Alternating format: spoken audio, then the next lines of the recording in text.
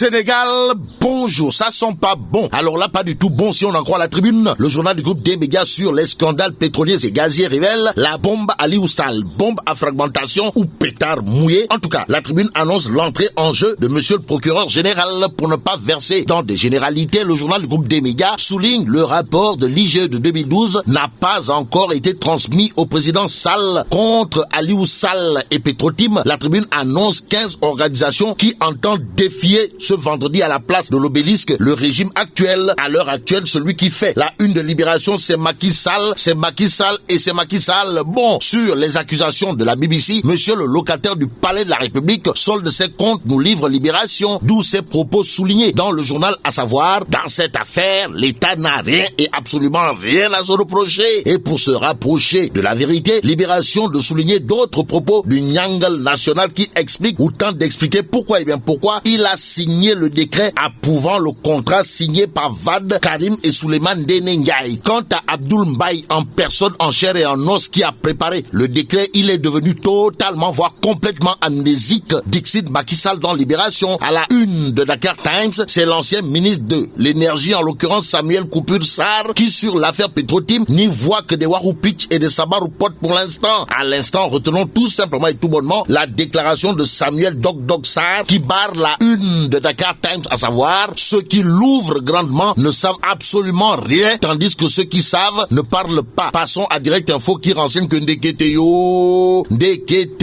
il s'agit en vérité des vérités d'une grande coalition contre Macky Sall et son régime. Et c'est à plein régime que Direct Info tourne, histoire de révéler la liste complète de toute une mafia au grand jour. Ce jour, retenons d'après Direct Info que l'acte posé par la journaliste de la BBC est le couronnement d'un processus savamment pensé et repensé. Repensé par qui?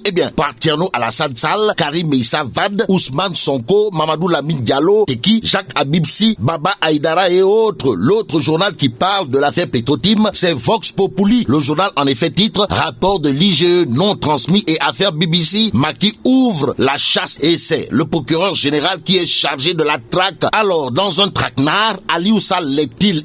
Non, si on en croit Vox Populi. Le journal au sujet de sa démission ou non de la direction de la CDC par exemple, renseigne qu'Aliou Sall justifie son refus catégorique de jeter l'éponge. Sur ce point, retenons d'après Vox Populi que selon Aliou Sall, démissionner c'est donner raison à ses adversaires et ses accusateurs. Aux accusateurs et autres détracteurs d'Aliou Sall, Vox Populi tient à indiquer que la commission de surveillance de la CDC s'en lave les mains en parlant d'aucune compétence pour nommer ou démettre le DG, monsieur le DG de la CDC, qui aura probablement de quoi dire mêler à un de ses détracteurs et accusateurs en lisant Source A. Le journal piloté par mon confrère Daouda Thiam révèle à sa une face à face Ousmane Sonko, enquêteur du FBI en 2017 à l'ambassade des États-Unis, détail d'une vraie fausse audition. Ça veut dire quoi? Il y a le Rekham. Quoi qu'il en soit, les Échos annoncent Aliou Sall et Franck Timis au temple des Thémis et à la place de l'Obélisque. Pourquoi?